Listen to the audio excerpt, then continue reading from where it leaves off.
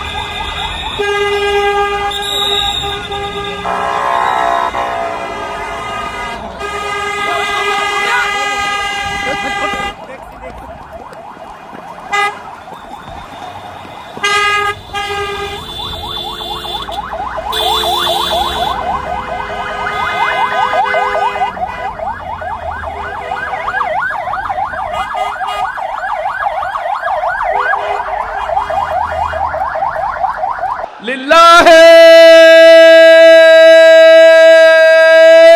তাকবীর।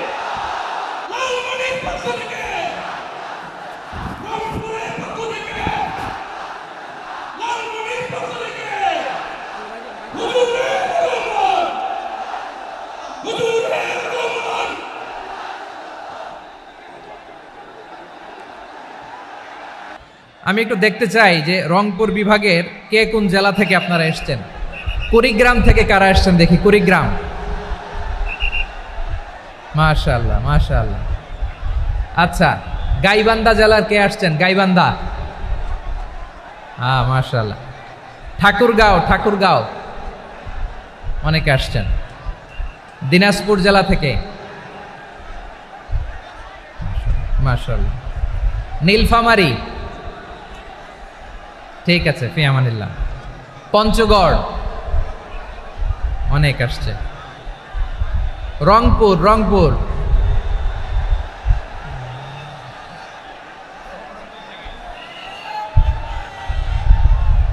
মাশাআল্লাহ। মাশাআল্লাহ,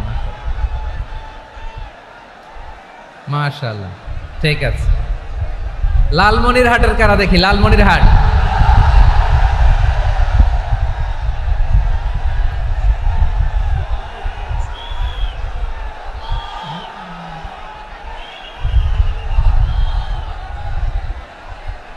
মাশাআল্লাহ, মাশাআল্লাহ,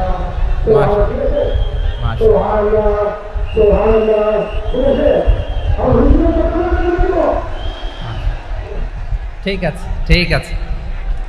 আচ্ছা, এই রংপুর বিভাগের বাইরে থেকে অন্য জেলার কারা কারা আসছেন দেখি, তাও আছে অনেকে। মাশাআল্লাহ, ঠিক আছে, ঠিক আছে।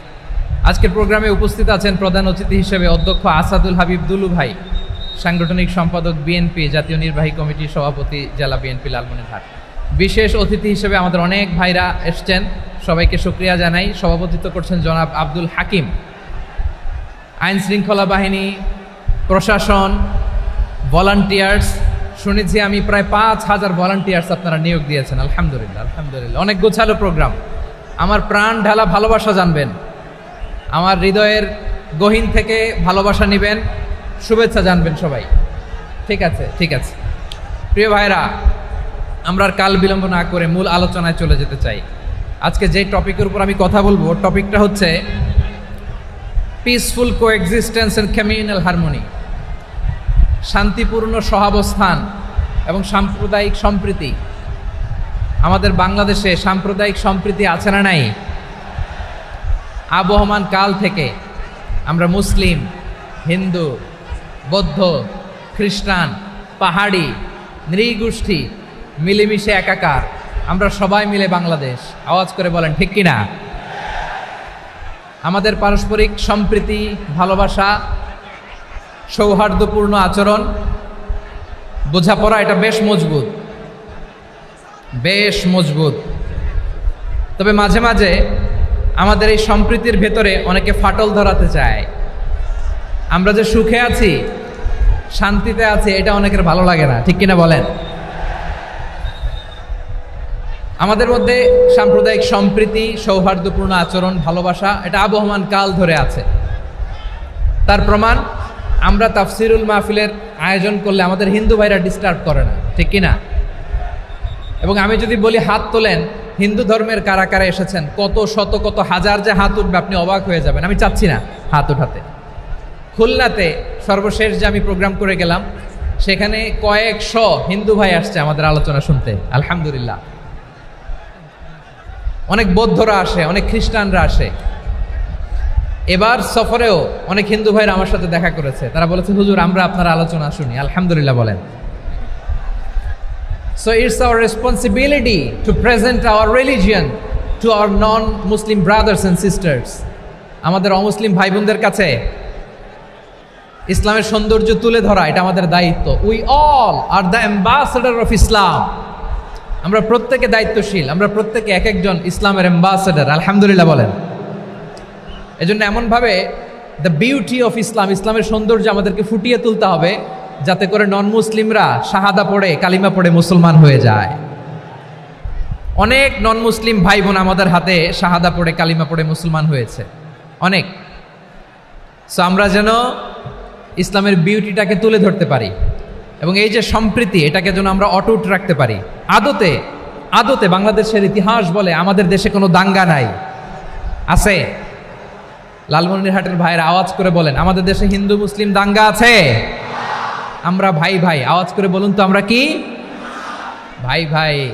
কিন্তু কিছু দুষ্ট লোক আছে, তারা আমাদের সম্পর্কের মধ্যে ফাটল ধরাতে চায়, ঠিক কিনা বলেন?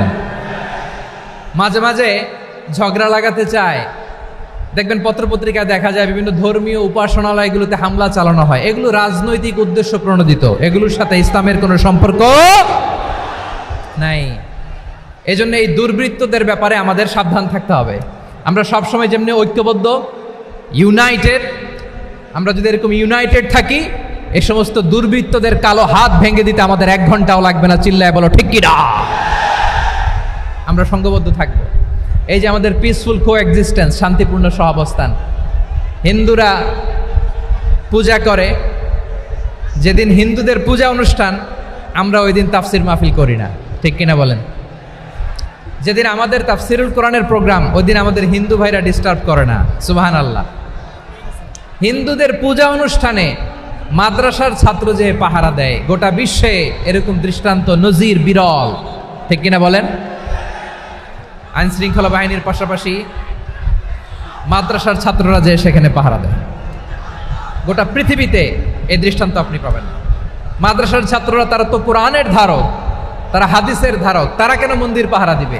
এই সম্প্রীতিকে ধরে রাখার জন্য, এই সৌহার্দ্যকে ধরে রাখার জন্য, আমাদের পারস্পরিক ভালোবাসাকে অটুট রাখার জন্য। আওয়াজ করে বলতে হবে, ঠিক কিনা? এখন বলেন, আমাদের এই ভালোবাসা অটুট থাক, আমরা চাই কি চাই না?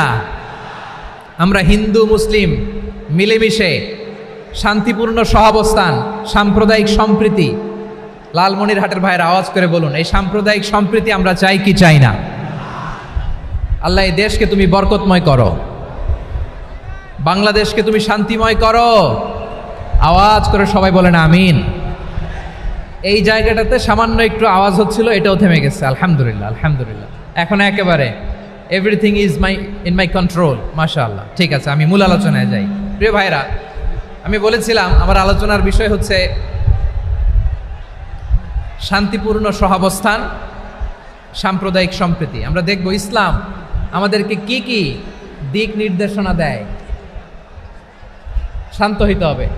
খরগোশের কানের মতো কান দুটো আমার দিকে করে রাখেন। আমি এখনো উঠে যাব, হাত নাড়ায় লাভ নাই, আমি উঠে যাব। তাকায় থাকো আর কান খাড়া, আওয়াজ হবে না। হ্যাঁ, মাশাআল্লাহ, মাশাআল্লাহ। ঠিক আছে, আমরা দেখব যে রাসূল সাল্লাল্লাহু আলাইহি ওয়াসাল্লাম এই পিসফুল কোএক্সিস্টেন্সের জন্য আমাদের কি শিখিয়েছেন, কি কি গাইডলাইন দিয়েছেন। আমরা 1, 2, 3, 4 করে এগুলো আপনাদের সাথে শেয়ার করব। আমি আপনাদের খেদমতে সূরাতুল আনআমের 108 নম্বর আয়াত তেলাওয়াত করেছি। এখানে আল্লাহ রাব্বুল ইজ্জা ওয়াল জালাল তিনি ইরশাদ করছেন, ওয়ালা তাসুব্বুল্লাযীনা ইয়াদউনা মিন দুনিল্লাহি ফায়াসুব্বুল্লাহা আদওয়াম বিগাইরি ইলম কাযালিকা যায়্যান্না লিকুল্লি উম্মাতিন আমালাহুম সুম্মা ইলা রাব্বিহিম মারজিউহুম ফায়ুনাব্বিউহুম বিমা কানু ইয়ামালুন। রব্বুল আলামিন বলেন, গোলাম ও আমার ইমানদার বান্দারা, শোনো শোনো। ও আমার বিশ্বাসী বান্দারা, শোনো শোনো। লা তাসুব্বুল্লাযীনা ইয়াদউনা মিন দুনিল্লাহ ফায়াসুব্বুল্লাহা আদওয়াম বিগাইরি ইলম। ও আমার বিশ্বাসী বান্দারা, যারা আল্লাহকে ব্যতি রেখে, আল্লাহকে বাদ দিয়ে অন্য উপাস্যকে ডাকে, দেবীর পূজা করে, তোমরা খবরদার তাদের গালি দিও না। আওয়াজ করে বলেন, কি দিও না? আল্লাহ বলেন, ও বিশ্বাসীরা শোনো, যারা আল্লাহকে বেছে রেখে দেবীর পূজা করে, অন্য উপাস্যের পূজা করে, তাদেরকে ডাকে, ওই দেবতাদেরকে তোমরা গালি দিও না। যদি ওই দেবতাদেরকে গালি দাও, তাহলে ভুলবশত, শত্রুতাবশত তারা তোমাদের রব আল্লাহকে গালি দেবে, ঠিক কি না? তোমরা যদি তাদের দেবতাদের গালি দাও, ওরা রেগে তোমার আল্লাহরে গালি দিবে, তাহলে আল্লাহরে গালি খাওয়ানোর কারণ হয়ে গেলাম আমি, ঠিক কি না? বলেন।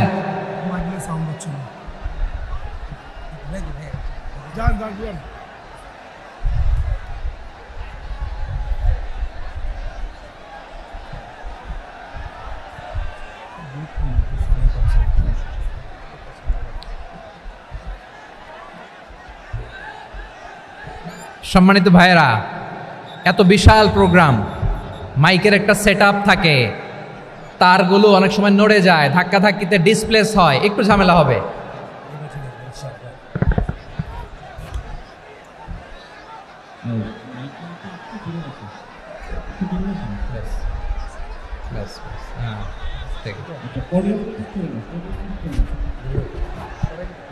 ঠিক আছে, একটু সমস্যা হবে মাঝে মাঝে। আপনারা শান্ত থাকলে, শান্ত থাকতে হবে। এইভাবে সাউন্ড নাই, এই নাই, এই বলতে বলতে আমার সময়ও নাই, উঠে যেতে হবে, এগুলো বোকামি। এই বিভাগীয় প্রোগ্রামগুলোতে যাই, চিৎকার চেঁচামেচি করে তোমরা আসো, সময় শেষ আমাকে উঠে যেতে হয়। আমরা তো বঞ্চিত হলাম। গুরুত্বপূর্ণ অনেক কথা শোনাবো তোমাদের, অনেক। প্রিয় ভাইরা, আপনারা শান্ত হয়ে বসুন, শান্ত হয়ে। রব্বুল আলামিন বলেন, খবরদার বিশ্বাসীরা, আল্লাহ ছাড়া যারা অন্যান্য উপাস্যদেরকে ডাকে, দেবতাদেরকে ডাকে, তাদেরকে তোমরা গালি দিও না। ওই সমস্ত দেবতাদেরকে যদি তোমরা গালি দাও তাহলে তারা আল্লাহকে গালি দিবে, ঠিক কিনা বলেন? আমরা দেবতাদের গালি দিলে ওরা আল্লাহকে গালি দিবে। রব্বুল আলামিন বলেন, খবরদার দেবতাদেরকে গালি দিও না, তাহলে ওরা তোমার রব আল্লাহরে গালি দেবে। প্রতিটি জাতির জন্য তাদের কাজকে আমি আল্লাহ সুশোভিত করে রেখেছি। তারা সবাই একদিন আমার কাছেই ফিরে আসবে। এরপর আমি রব্বুল আলামিন তাদের আমলনামা তাদেরকে জানিয়ে দেব। সুবহানাল্লাহ পড়ে। প্রিয় ভাইয়েরা, আল্লাহ তাআলা বলেছেন, খবরদার গালি দিও না। আদেশটা কার? আওয়াজ করে বলেন তো। হিন্দুদের দেবতা দেবদেবীদেরকে গালি দেওয়া যাবে না। আওয়াজ করে বলুন প্রিয় ভাইয়েরা, এই আদেশটা কার? এই আপনাদের গলার আওয়াজ। অন্য ধর্মের দেবতাদেরকে যে গালি দেওয়া যাবে না, এই আদেশটা কার? আরো জোরে বলুন, কার? গালি দিবেন কোন দেবতাকে? দিবেন? যদি দেন তাহলে ওরা আল্লাহরে গালি দিবে। তাহলে আল্লাহরে গালি খাওয়াইলো কে? আপনি, ঠিক কিনা বলেন? আমি আল্লাহকে গালি খাওয়ানোর কারণ হলাম। কারণ আমি যদি গালি না দিতাম ওরা আমার রবকে গালি দিত না। আওয়াজ করে বলেন ঠিক কিনা? তাহলে প্রিয় ভাইয়েরা, ইসলাম আমাদেরকে শিখায়, সূরাতুল আনআমের 108 নম্বর আয়াত থেকে আমরা বুঝলাম, কোনো ধর্মকে ছোট করা যাবে না। অন্য ধর্মকে ছোট করা মানে ইসলামকে ছোট করা। অন্য ধর্মের দেবতাকে গালি দেওয়া মানে আল্লাহকে গালি খাওয়ানো। আওয়াজ করে বলেন ঠিক কিনা? খবরদার, এটা করা যাবে না। আর অন্য ধর্মের দেবতাকে যদি আপনি গালি দেন, ওরা ইসলাম থেকে দূরে সরে যাবে। যাও ইসলামের প্রতি আকৃষ্ট হয়েছিল আর কোনোদিন ইসলামের ধারে কাছে আসবে না। আওয়াজ করে বলেন ঠিক কিনা? এজন্য কখনো কোনোদিন অন্য ধর্মের দেবতাদেরকে গালি দেয়া যাবে না। অন্য ধর্মের কোনো দেবতাদেরকে আমরা গালি দিব না, গালি দিব না। বরং ইসলামের beauty, the beauty of Islam, ইসলামের সৌন্দর্যকে আমরা তুলে ধরব। আমরা যদি বিশ্বনবী সাল্লাল্লাহু আলাইহি ওয়াসাল্লামের জীবনের দিকে তাকাই, তাহলে আমি দেখব বিষ্ণু ইসলাম মক্কাতে কিংবা মদিনাতে অন্য ধর্মের লোকদের সাথে খুব পিসফুলি লাইফ লিড করেছেন।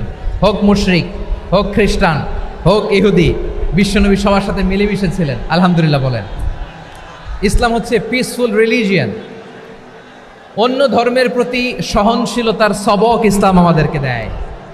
কিন্তু প্রতিটি মুসলিমের এটা মনে রাখতে হবে, আল্লাহর কাছে পছন্দনীয় গ্রহণযোগ্য ধর্ম জীবনাদর্শ একটি, সেটা হচ্ছে ইসলাম। আওয়াজ করে বলেন সেটা কি? লালমনিরহাটের ভাইয়েরা আওয়াজ করে বলুন, আল্লাহর কাছে মনোনীত ধর্ম একটি, সেটা কি? এজন্য রব্বুল আলামিন বলেন, ইন্নাদ-দীনা ইনদাল্লাহিল ইসলাম। আল্লাহর কাছে মনোনীত গ্রহণযোগ্য অ্যাকসেপ্টেড ধর্ম মতাদর্শ একটা, সেটা হলো ইসলাম। ইসলাম ছাড়া অন্য কোনো ধর্ম যদি কেউ তালাশ করে, তার ওই ধর্ম আল্লাহ গ্রহণ করবে না। ومن يبتغي غير الإسلام دينا فلن يقبل منه وهو في الآخرة من الخاسرين.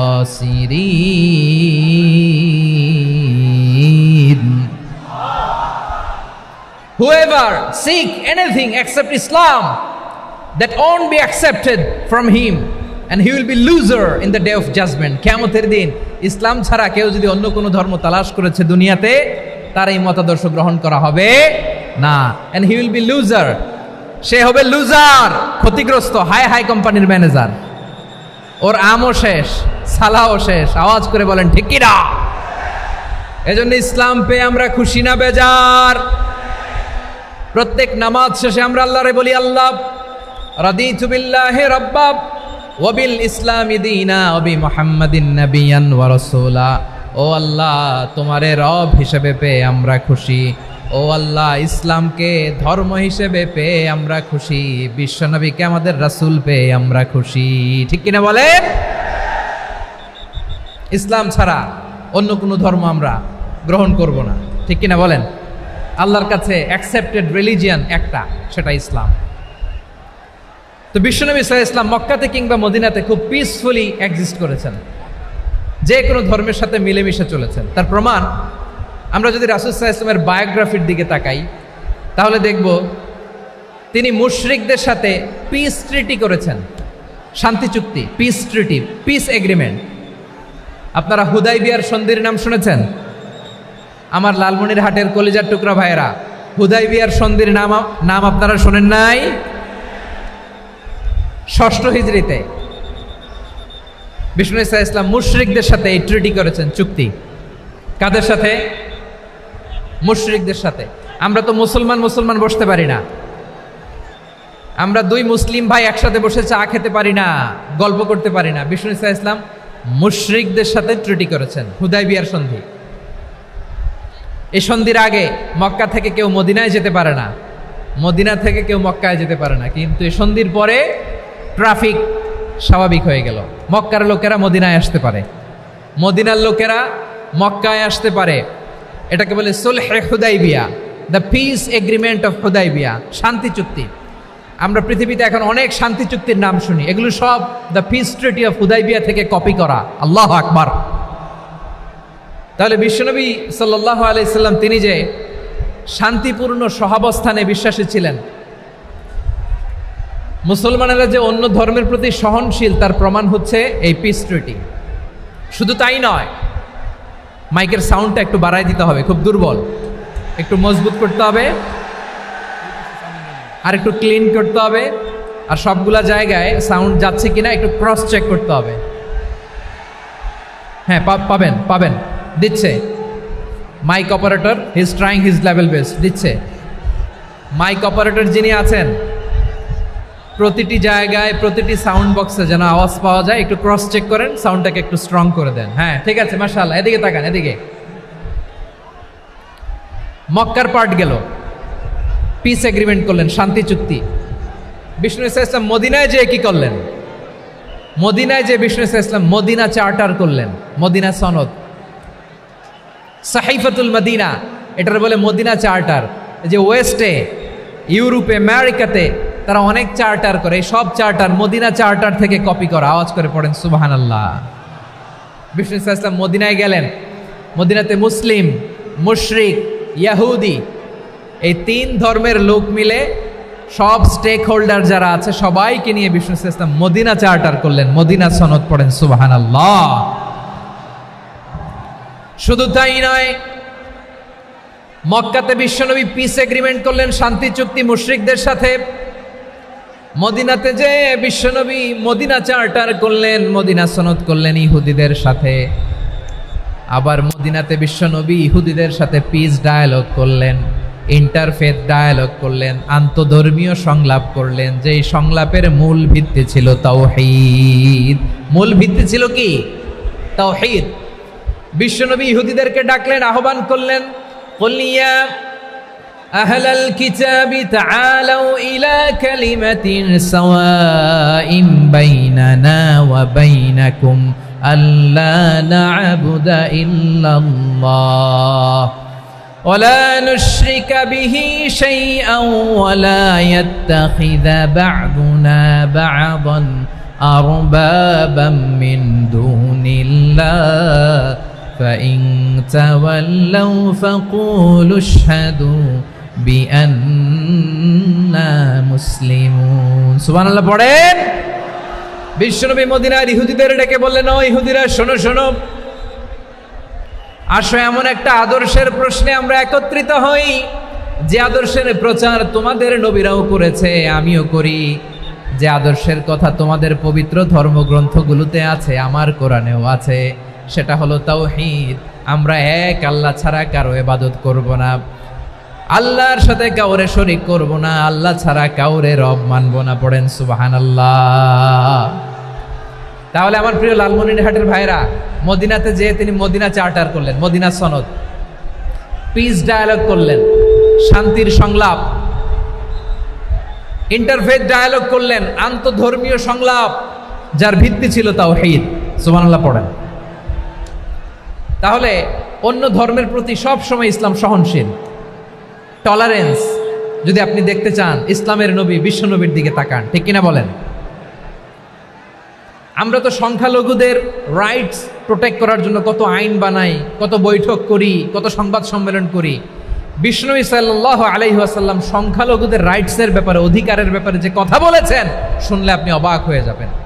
বিশ্বনবী বলেন, আলা মান যালামা মুআহাদান আও ইনতাকাসাহু আও কাল্লাফাহু ফাওকা তাআতিহি আও কাল্লাফাহু ফাওকা তাকাতিহি আও আখাযা মিনহু শাইআন বিগাইরি তিবি নাফসিন ওয়া আনা হাজিজুহু ইয়াউমাল কিয়ামা। খবরদার, জেনে রাখো, কেউ যদি কোনো সংখ্যালঘুর উপরে অত্যাচার করে, কোনো সংখ্যালঘুর প্রাপ্য থেকে যদি কেউ কাউকে ঠকায়, সংখ্যালঘুর উপর যদি কেউ কষ্ট দেয়, কোনো সংখ্যালঘুর সম্পদ যদি কেউ জোর করে কেড়ে নেয়, আমি কিয়ামতের দিন বিশ্বনবী ওই সংখ্যালঘুর পক্ষে আর ওই মুসলমানদের বিপক্ষে বাদী হয়ে দাঁড়াবো। সুবহানাল্লাহ বলতে পারলেন না? আল্লাহু আকবার। আপনি নামাজি, আপনি মুসল্লি, আপনি হাজী সাহেব, তাহাজ্জুদ পড়তে পড়তে কপালে দাগ ফেলে দিছেন, আপনার প্রতিবেশী হিন্দু, ভাবছেন আমার তো পাওয়ার আছে, ওর জমিটা দখল করি। বিশ্বনবী বলেন, কিয়ামতের দিন ওই হিন্দুর পক্ষে তোর বিরুদ্ধে আমি বাদী হয়ে দাঁড়াবো। পৃথিবীর কোন ধর্মে এরকম স্টেটমেন্ট পাবেন? পাবেন?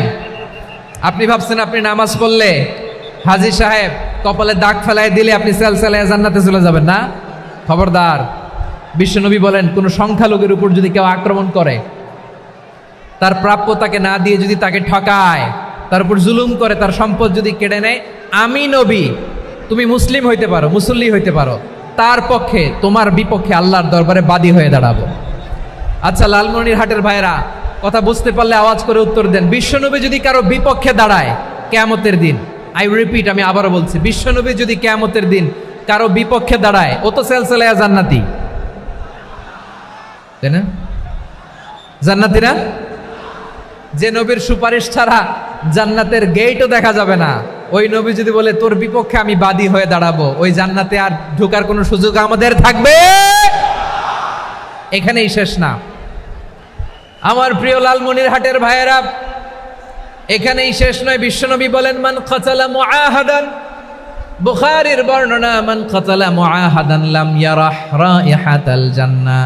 কেউ যদি, কোনো মুসলিম যদি অন্যায়ভাবে কোনো সংখ্যালঘুকে হত্যা করে, কোনো হিন্দুকে হত্যা করে, কোনো বৌদ্ধরে হত্যা করে, অন্যায়ভাবে কোনো মুসলিম যদি কোনো সংখ্যালঘুরে হত্যা করে, জান্নাতে যাওয়া তো দূরের কথা, ওই মুসলিম জান্নাতের ঘ্রাণও পাবে না। সেই বুখারীর বর্ণনা, মান কাতালা মুআহাদান লাম ইয়ারাহ রাইহাতাল জান্নাহ ওয়া ইন্না রিহাহা লা ইউজাদু মিন মাসিরাতি 40 আমা। যে জান্নাতের ঘ্রাণ 40 বছর দূরের রাস্তা থেকেই পাওয়া যায়। সুবহানাল্লাহ পড়েন। প্রিয় ভাইরা, এখান থেকে জান্নাতে পৌঁছতে লাগবে 40 বছর। এত দূর, কত বছর? সবাই বলেন, কত বছর? এখান থেকে জান্নাতে পৌঁছতে লাগবে 40 বছর। এত দূরে থাকতেই জান্নাতের ঘ্রাণ আপনার নাকে এসে ধাক্কা মারবে। বিশ্বনবী বলেন, যে ব্যক্তি কোনো সংখ্যালঘুকে হত্যা করে, জান্নাতের ঘ্রাণ তো পাবেই, জান্নাতে তো ঢুকতে পারবেই না, জান্নাতের ঘ্রাণও তার নাকে লাগবে না। পড়েন নাউযুবিল্লাহ। তাহলে সংখ্যালঘুদের ব্যাপারে ইসলামে অধিকার দেয়া আছে না নাই? লালমনিরহাটের ভাইয়ের আওয়াজ করে বলেন, আমার সংখ্যালঘু হিন্দু ভাইদের রাইটস, অধিকার আমাদের ইসলামে প্রোটেক্টেড আছে না নাই? এখানেই শেষ না। বিষ্ণু ইসলাম আপনার অমুসলিম প্রতিবেশীর সাথে ভালো আচরণ করতে বলেছে। আমাদের হয় না, এটা মুসলিম পাড়া, ওটা বৌদ্ধ পাড়া, হয় না? অনেক সময় হয় না, এটা আমাদের মুসলিম পাড়া, ওইটা হিন্দু পাড়া, এরকম আছে না নাই? লালমনিরহাটে নাই না? আছে? হিন্দু যদি আপনার প্রতিবেশী হয়, কি করবেন? ওরে কষ্ট দিবেন নাকি? কেন? ও তো হিন্দু, ও তো আমার আল্লাহরে ডাকে না, ওরে কষ্ট দিলে জায়েজ হবে না? খবরদার। বিষ্ণু ইসলাম বলেন, মান কানা ইউমিনু বিল্লাহ ওয়াল ইয়াউমিল আখির ফালিউকরিম জারাহ। যে আল্লাহ বিশ্বাস করে আর আখিরাতে বিশ্বাস করে, সেজন্য প্রতিবেশীর সাথে ভালো আচরণ করে। সুবহানাল্লাহ। কলিজা জুড়ায় যায় না আমার নবীর কথাগুলো শুনলে? যে আল্লাহ বিশ্বাস করে, যে আখিরাতে বিশ্বাস করে, সেজন্য প্রতিবেশীর সাথে ভালো আচরণ করে। এখানে বলছে মুসলিম প্রতিবেশী, বলছে নামাজি প্রতিবেশী, বলছে আল্লাহওয়ালা প্রতিবেশী বলছে না। প্রতিবেশী আস্তিক হোক নাস্তিক হোক, প্রতিবেশী মুমিন হোক মুশরিক হোক, প্রতিবেশী হইলেই তার সাথে ভালো আচরণের দরকার আছে না নাই? আমার প্রিয় লালমনিরহাটের ভাইয়েরা, বিষ্ণু ইসা ইসলাম ওনার ইহুদি প্রতিবেশীদের দেখাশোনা করতেন। আওয়াজ না শোনা যাক, আমারও তো দেখা যায়, তাকায় থাকেন, তাকায় থাকলে সওয়াব হবে। কোরআনের কথা যেখান থেকে হয় এদিকে তাকায় থাকলেই বরকত। তাকায় থাকেন। জি জি, মাইক, আমি তো আর মাইক ঠিক করতে আসি না এদিকে, এই মাইক ঠিক করব ওই মাইক ঠিক করব, ওদিকে পাইলট বলবে হুজুর চলে আসেন। জি বসুন বসুন, মাশাআল্লাহ, হ্যাঁ খুব শান্ত, ঠিক আছে। পুলিশ ভাইরা না খেয়ে দিনরাত আপনারা যাতে সুশৃঙ্খল একটা প্রোগ্রাম উপহার পান এটাই চেষ্টা করতেছে, আপনাদেরকে কষ্ট দিতে আসে নাই, একটু একটু সহযোগিতা করেন। জি মাশাআল্লাহ, হ্যাঁ ঠিক আছে। আমার প্রিয় ভাইরা, প্রতিবেশী আস্তিক হোক নাস্তিক হোক, মুসলিম হোক হিন্দু হোক, তার সাথে ভালো আচরণ করতে হবে। বিষ্ণু ইসা ইসলাম ওনার ইহুদি প্রতিবেশীর বাসায় যেতেন। কোন প্রতিবেশী? ইহুদি। আওয়াজ করে বলেন, কোন প্রতিবেশী? ইহুদি। এক ইহুদি কিশোর বিষ্ণু ইসা ইসলামের খেদমত করতে, ইহুদি ছেলে আমার নবীর খেদমত করতো, তারা ছিল নবীর প্রতিবেশী। তো অনেক দিন হয় ইহুদি ছেলেটা আসে না। বিশ্বনবী খোঁজ দিলেন, ঘটনা কি? একটা ইহুদি ছেলে না আমার খেদমতে আসতো, ছেলেটা কই? খোঁজ নিয়ে জানলেন ছেলেটা অসুস্থ। বিষ্ণু ইসা ইসলাম ওই ইহুদির বাড়িতে চলে গেলেন ওই ছেলেটাকে দেখা করার জন্য, ভিজিট করার জন্য। সুবহানাল্লাহ পড়বেন না? গেলেন, যে দেখে ইহুদি ছেলেটা মুমূর্ষ, যান যায় ভাব, বিছানায় পড়ে আছে, তার বাবা দাঁড়ানো। বিশ্বনবী তার মাথার পাশে বসলেন, মাথায় হাত বুলিয়ে দিলেন, আর ছেলেটাকে বললেন আসলিম, হে ইহুদি ছেলে আসলিম, ইসলাম ধর্ম গ্রহণ করো। তো ছোট্ট ছেলে ভাবে আমরা ইহুদি, এখন ইসলাম ধর্ম গ্রহণ করলে আব্বা যদি বকা দেয়, ফানাযারা ইলা ওয়াজহি আবি, ছেলেটা তার বাবার চেহারার দিকে তাকালো, দেখি আব্বা কি কয়। আব্বা যদি বলে তাইলে ইসলাম ধর্ম গ্রহণ করবে। ইহুদি ছেলেটা তার বাবার দিকে যখন তাকালো, ওর বাবা বলে আতি আবুল কাসিম, আবুল কাসিম যা বলে তাই করো। আবুল কাসিম হচ্ছে বিষ্ণু ইসা ইসলামের একটা কুনিয়াত, উপনাম। আমার রাসূলের বড় ছেলের নাম ছিল কাসেম। যেমন দেখবেন আমাদের এলাকায় কারো ছেলের বড় ছেলের নাম যদি হয় আব্দুল্লাহ, এরা আব্দুল্লাহর বাপ বলে ডাকে। কারো বড় মেয়ের নাম যদি হয় ফাতেমা, এরা কি ডাকে? ফাতেমার বাপ বলে না? তো বিষ্ণু ইসা ইসলামের বড় ছেলের নাম ছিল কাসেম। ইহুদি বাবা বলল আতি আবুল কাসেম, আবুল কাসেম যা বলে তাই শোনো, মানে মোহাম্মদ যা বলে তাই শোনো। এই কথা শুনে ছেলে সাহস পাইছে, ছেলে আবার পড়তে আরম্ভ করলো আশহাদু আল্লাহ ইলাহা ইল্লাল্লাহ ওয়া আশহাদু আন্না মুহাম্মাদার রাসূলুল্লাহ, পড়েন আল্লাহু আকবার। বিশ্বনবীর আহ্বান শুনে ওই আহ্বানে সাড়া দিয়ে ইহুদি ছেলে শাহাদা পড়ে মুসলমান হয়ে গেল। তার হৃদয়টারে ইমানের নূর দিয়ে আলোকিত করে দিল কে? প্রিয় ভাইরা, এবার রাসূল সাল্লাল্লাহু আলাইহি ওয়াসাল্লাম বের হয়ে আসলেন ঘর থেকে, আর বললেন আলহামদুলিল্লাহিল্লাযী আনকাযাহু মিনান নার, প্রশংসা সে আল্লাহর যে আল্লাহ জাহান্নামে চলে যাচ্ছিল প্রায় এমন একটা লোককে মুহূর্তের মধ্যে কালেমায়ে শাহাদাতের বদৌলতে জান্নাতি বানায় দিলেন। আওয়াজ করে পড়েন সুবহানাল্লাহ।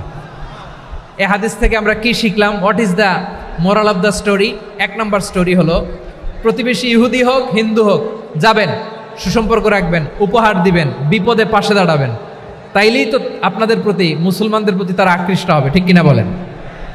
আপনি যদি হিন্দুদের সাথে বৌদ্ধদের সাথে নাই মিশেন, নাস্তিকের কাছে নাই যান, তো ইসলামের সৌন্দর্যটা ওরা বুঝবে কেমনে? আমার অনেক হিন্দু পরিচিত ভাই আছে, ওরা আমাদের ইফতারির প্রোগ্রামে এসে একসাথে ইফতারি করে। অনেক মদখোর আমার সাথে বসে একসাথে ডিনার করে, হাফ প্যান্ট পরা, গলায় স্বর্ণের চেইন, হাতে স্বর্ণের ব্রেসলেট, আইসা আমার সাথে ডিনার করছে, আছে এরকম। গাঁজাখোর, আমি বলি আসো, ওয়েলকাম টু মাই ডিনার, আসো বসো। বসলেই তো আমি ওর ডিএনএ, চিন্তার ডিএনএ চেঞ্জ করে দেওয়ার সুযোগ পাবো, চিল্লায় বলো ঠিক কি না? আসতে হবে আমার কাছে। Hour door is open, the door of Islam is open 24/7। সব সময় আমাদের ইসলামের দরজা আমার অমুসলিম ভাইদের জন্য খোলা আছে না নাই? এই হাদিস থেকে দুইটা শিক্ষা। এক নম্বর শিক্ষা, প্রতিবেশী মুসলিম হোক অমুসলিম হোক, যান, অসুস্থ হইলে একটু আপেল নিয়ে যান, আঙ্গুর নিয়ে যান, কমলা নিয়ে যান, তাদের সাথে ভালো আচরণ করেন। ইসলামের বিউটি দেখে, সৌন্দর্য দেখে অবাক হবে, নসিব ভালো হলে কোনোদিন কালিমা পড়ে মুসলমান হয়ে যাবে। ঠিক কিনা বলেন? তাহলে অমুসলিমের সাথে ভালো সম্পর্ক। বিশ্বনবী ইহুদির বাড়িতে গেলেন, ইহুদির বাড়ি, আর আমার মুসলমান ভাই আমার কাফের বলে, এরকম আছে না নাই? হ্যাঁ, মুসলিমরা দেখতে পারে না, সহ্য করতে পারে। বিশ্বনবী সাল্লাল্লাহু আলাইহি ওয়াসাল্লাম ইহুদির বাড়িতে গেলেন, এটা একটা শিক্ষা। আরেকটা শিক্ষা হলো, ভাইরা ধাক্কা মারে এসে সামনে এসে কি লাভ? প্রোগ্রাম তো শেষ হচ্ছে, এখনই শেষ হচ্ছে। তো এই যে আমাদের বকশি ভাই ওয়াদা নিল, হাত তোলালো, মিম বলে এত কথা বলল, তো আমি জেলায় জেলায় যেয়ে খালি হাত নাড়াই তোমাদের জন্য নাকি? হ্যাঁ, হাত নাড়াই শুধু। এই ধাক্কাইতে ধাক্কাইতে এদিকে এসে হাত নাড়াইতেছে, হয়েছে তো, দেখলাম তো, ঠিক আছে, মাশাআল্লাহ, অনেক সুশৃঙ্খল, অন্যান্য যে কোনো জেলার জন্য সুশৃঙ্খল। আমার দিকে তাকাও, আমার দিকে তাকাও, ঠিক আছে। এই যে দাঁড়িয়ে আছে, একটা ছেলে নড়ে না, দেখছেন? মাশাআল্লাহ, মাশাআল্লাহ, মাশাআল্লাহ। হ্যাঁ, এইভাবেই। আর কয়েকটা মজাদার কথা আছে, শোনো। এই হাদিস থেকে আমাদের শিক্ষা হলো, আমার প্রতিবেশী যেই ধর্মের হোক আমি সম্পর্ক রাখবো। অসুস্থ হলে যাব, কি বলেন ভাইরা? যাবেন না? যাবেন না আপনারা? আচ্ছা, 2 নম্বর শিক্ষা হলো, বিষ্ণু ইসা ইসলামের খাদেম ছিল ইহুদি, এতদিন খেদমত করলো, একদিনও বিশ্বনবী ওরা কালিমার দাওয়াত দেয় নাই। কারণ কি? বিশ্বনবী একটা ভালো সময়ের অপেক্ষা করতেছিলেন, প্রপার টাইমিং। দায়ীর কাজ হচ্ছে দাঈ ইলাল্লাহ, সে হচ্ছে সুযোগ সন্ধানী। দায়ী সুযোগ খোঁজে, কখন দাওয়া দিলে ব্যাটে বলে হবে, ঝোপ বোঝে কোপ মারে, ঠিক কিনা বলেন? বিষ্ণু ইসলাম ভালো সময়ের অপেক্ষা করতেছিলেন, দেখি ভালো সময় আসুক আসুক আসুক আসুক। আস্তে আস্তে এমন সময় আসছে, ছেলে এবার মুমূর্ষ। অসুস্থ ব্যক্তির হৃদয় অত্যন্ত নরম থাকে। হসপিটালে যখন কেউ যায় তার হৃদয়টা বড্ড নরম থাকে, মৃত্যুর ভয়ে তার অন্তরটা নরম থাকে, ঠিক কিনা বলেন? এই প্রপার টাইমিং এর অপেক্ষা করতেছিলেন। যখনই টাইমিং পেয়েছেন, দাওয়াত দিলেন, পড়ো লা ইলাহা ইল্লাল্লাহ, সুবহানাল্লাহ পড়েন সবাই। তাহলে ইসলাম অমুসলিম প্রতিবেশীর সাথে ভালো আচরণ করতে বলে।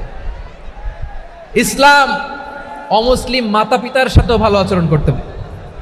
মাতা পিতা যদি অমুসলিম হয়, তারা ফেলে দিতে পারবেন? পারবেন? আমার লালমনিরহাটের ভাইরা, অনেক হিন্দু ছেলে আমাদের হাতে শাহাদা পড়ে মুসলিম হয়, কিন্তু ওর মা মুসলমান হয় নাই, বাবাও হয় নাই, এরকম আছে না নাই? তো ও হয়েছে মুসলিম, মা বাপ হিন্দু, এখন মা বাপ কি বাদ? হ্যাঁ, মা বাপ বাদ দেয়া যাবে? যেই মা আপনারে 9 মাস 8 মাস পেটে ধারণ করলো, আপনার মায়ের নার ছেঁড়া ধন, আপনি ওই মারে বাদ দিতে পারবেন? যে মায়ের বুকের তাজা দুধ খেয়ে আপনি আজকে বাড়ন্ত তাজা তরতাজা, ওই মারে বাদ দেয়া যাবে?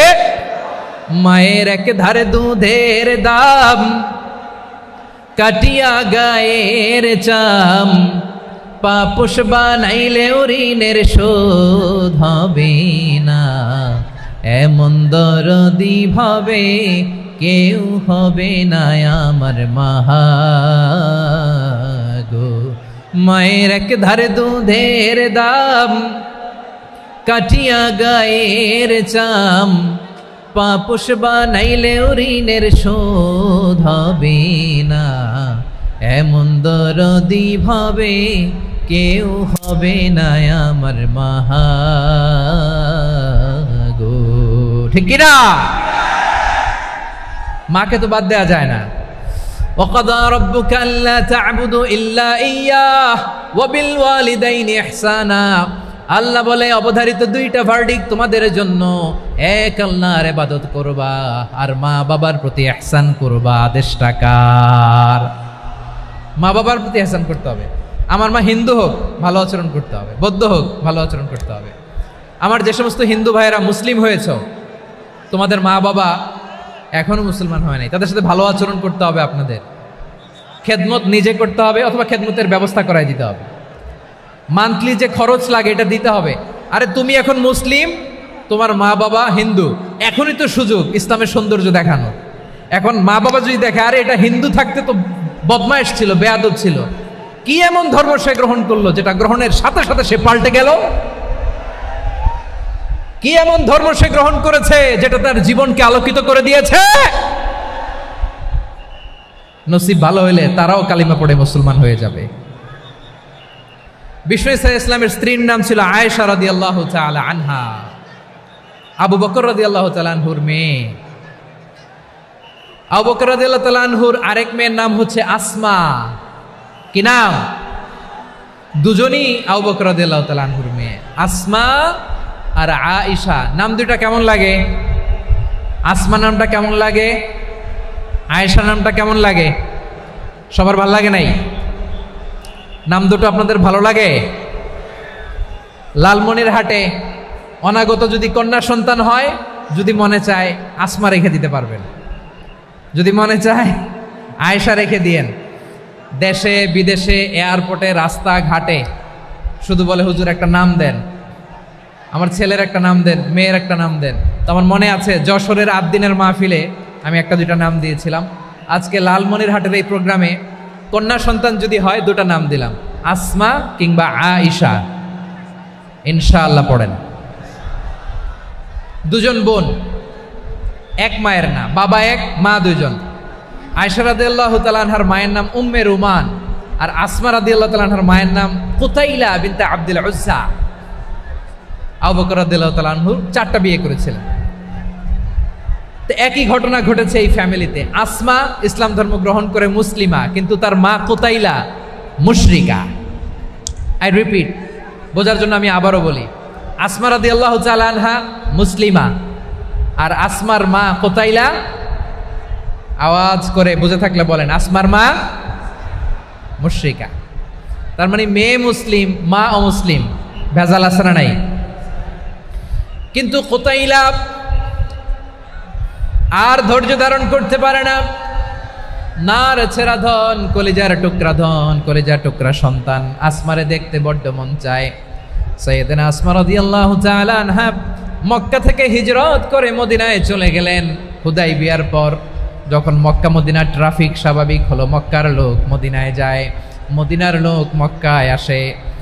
কুতাইলা কলিজার টুকরা সন্তান আসমারে দেখার জন্য কিছু উপহার নিয়ে বিশাল মরুপথ পাড়ি দিয়ে মক্কা থেকে মদিনায় যায়। সুবহানাল্লাহ বলেন। এখন মা আসছে মেয়ের সাথে দেখা করতে, মেয়ে তো আর দেখা দেয় না। মেয়ে ভাবছে আমার মা তো মুশরিকা, অপবিত্রা, তার সাথে কি দেখা দেয়া যাবে? বিশ্বনবীর দরবারে চলে গেলেন। সুবহানাল্লাহ বলেন। কি সৌভাগ্যবান ছিল তারা, মাসলা জানার দরকার হলেই নবীর দরবারে চলে যেত। ঘরে বউয়ের সাথে ঝগড়া হলে নবীর দরবারে চলে যেত। অনেক সাহাবী বলে আমার পেটে ক্ষুধা লাগলো আমি নবীর কাছে চলে যেতাম, কারণ নবীর চেহারার দিকে তাকালেই আমার পেটের ক্ষুধা মিটে যেত। সাইয়েদনা আসমা রাদিয়াল্লাহু তাআলা আনহা বিশ্বনবীর কাছে চলে গেলেন, যে বললেন ইয়া রাসূলুল্লাহ ইয়া হাবিবাল্লাহ ইন্না উম্মি কাদিমাতুন ইলাইয়া ওয়া হিয়া রাগিবা। আমার মা মক্কা থেকে অনেক দূর মরুর পথ পাড়ি দিয়ে উপহার সামগ্রী নিয়ে মদিনায় আমার সাথে দেখা করতে এসেছে গো নবী। আমার জানতে বড্ড ইচ্ছে হয় আমি আমার মুশরিকা মাখা করতে পারবো কিনা। আফা আসিলুহা, আগে যেমনি আমি আমার মায়ের সাথে ভালো আচরণ করতাম, যেমনি আমি আমার মায়ের সাথে সদাচরণ করতাম গো নবী, এখন আমি মুসলিমা, মা মুশরিকা, এখনো কি আগের মতো সদাচরণ করতে পারবো নাকি? বিশ্বনবী বললেন নাম সিলিহা, হ্যাঁ রে আসমা, অবশ্যই অবশ্যই, আগে ঠিক যেমন তুমি তোমার মায়ের সাথে ভালো আচরণ করতে, এখনো তেমনি আগের মতো ভালো আচরণ করবা। আওয়াজ করে পড়েন সুবহানাল্লাহ। কি ইসলাম আমরা পেয়েছি! কত ব্রড মাইন্ডেড আমাদের ইসলাম, কত ওপেন মাইন্ডেড ইসলাম, কত ওপেন আপ করতে পারে, চিন্তা করতে পারেন। বিষ্ণু বললেন হ্যাঁ অবশ্যই, নাম সুলিহা, আগে যেমনি ভালো আচরণ করছো আসমা, এখন ওই রকমই করো, পারলে আরো বাড়াই করো। সুবহানাল্লাহ বলেন। তাহলে আমার যে হিন্দু ভাইয়েরা, হিন্দু বোনেরা, ইমানের বদৌলতে দৌলতে আপনি ধন্য হয়েছেন, আপনার আম্মা আব্বা এখনো মুসলমান হয় নাই, তাদের জন্য দোয়া করেন, তাদের জন্য দোয়া করেন, আল্লাহ যেন তাদেরকেও ইমানের দৌলত দান করে। আমরা সবাই পড়ি আমিন, আরো জোরে পড়েন আমিন। এখন বলেন ইসলাম কি ন্যারো মাইন্ডেড রিলিজিয়ান না ব্রড মাইন্ডেড? লালমনিরহাটের যুবক ভাইরা আওয়াজ করো, ইসলাম কি ন্যারো মাইন্ডেড না ব্রড মাইন্ডেড? কতটা ব্রড মাইন্ডেড দেখেন। বিশ্বনবী সাল্লাল্লাহু আলাইহি সাল্লাম অমুসলিমরা যদি নবীকে উপহার দিত, ওই উপহারও বিশ্বনবী গ্রহণ করতেন। সুবহানাল্লাহ পড়েন। আপনার অমুসলিম বন্ধু যদি উপহার দেয় সেটাও আপনি নিতে পারবেন, যেটা নেওয়া জায়েজ। কিন্তু আপনার বন্ধু যদি আপনার মদের বোতল দেয়, নিতে পারবেন? হ্যাঁ, মদের বোতল দিলে পারবেন না।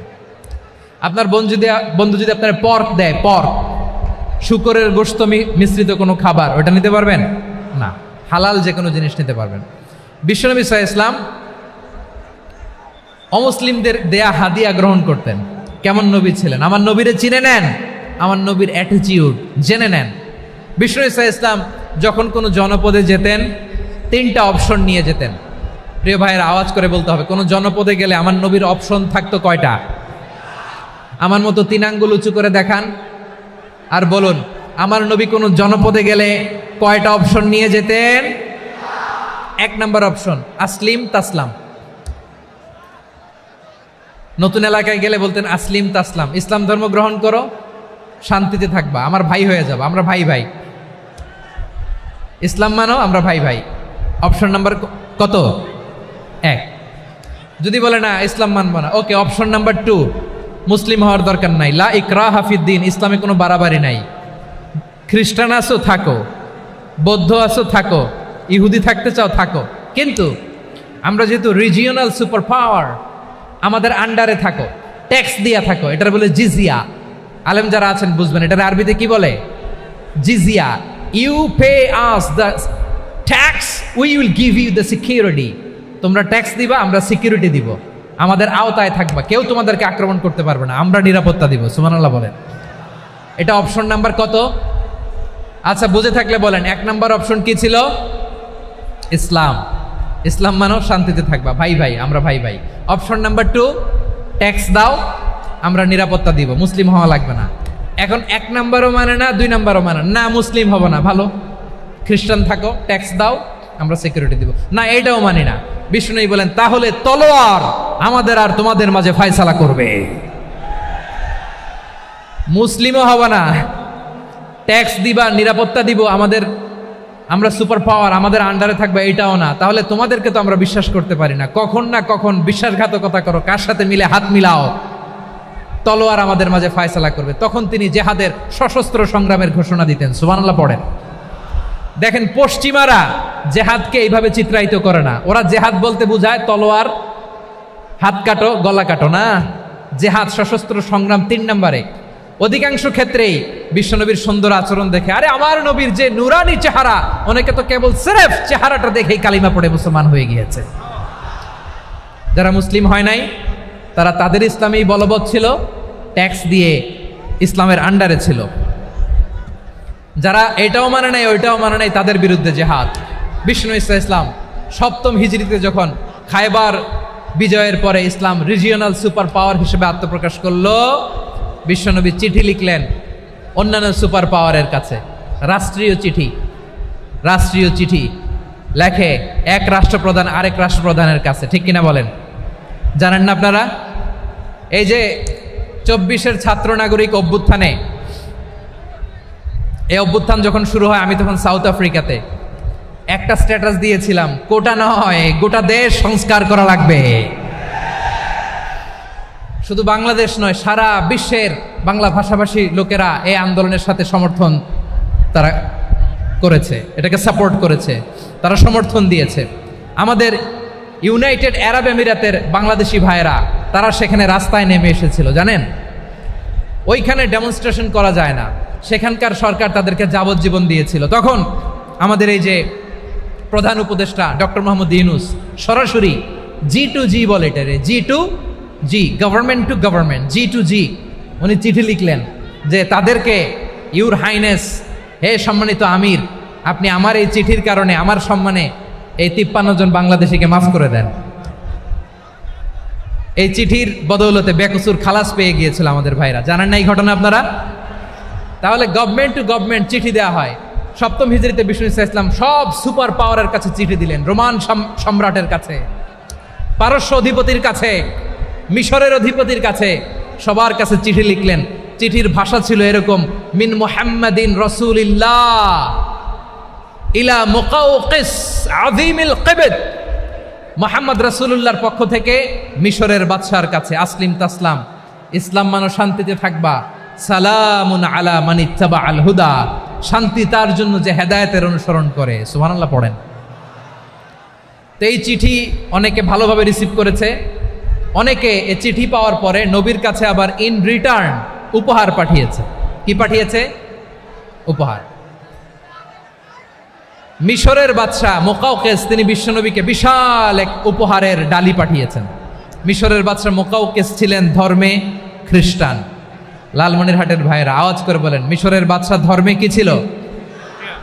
খ্রিস্টান। কি উপহার দিয়েছিল আমার নবীকে? শুনতে মনে চায়? আওয়াজ নাই লালমনিরহাটের গলায়, শুনতে মনে যায়? 1000 স্বর্ণ মুদ্রা, 1000 স্বর্ণ মুদ্রা। 2টা খ্রিস্টান দাসী, একজনের নাম মারিয়া বিনতে শামাউন আল কিবতিয়া, আরেকজনের নাম সিরিন বিনতে শামাউন আল কিবতিয়া। একজন খ্রিস্টান দাস 20 থান কাপড় জামা বানানোর জন্য, আমরা নবী যেন সেলাই করে জামা বানাতে পারে এজন্য 20 থান কাপড়, 20 থান ফাইন গার্মেন্ট। সুবহানাল্লাহ পড়বেন না? এরপরে একটা গাধা যেটার নাম ছিল উফাইর, আর একটা খচ্চর, এটার নাম ছিল দুলদুল। খচ্চর চিনেন? গাধা আর ঘোড়ার ক্রসিং এ যে প্রাণীটা দুনিয়াতে আসে ওটার খচ্চর বলে। তো এই যে সুপার পাওয়ার খ্রিস্টান বাদশার কাছে নবী চিঠি লিখলেন, ওই খ্রিস্টান বাদশাহ আমার নবীকে উপহার দিল। বিশ্বনবী এই উপহারগুলো সানন্দে গ্রহণ করেছে। সুবহানাল্লাহ পড়বেন না? তাহলে অমুসলিম কেউ যদি আপনাকে উপহার দেয়, হালাল উপহার হলে আপনি গ্রহণ করতে পারবেন।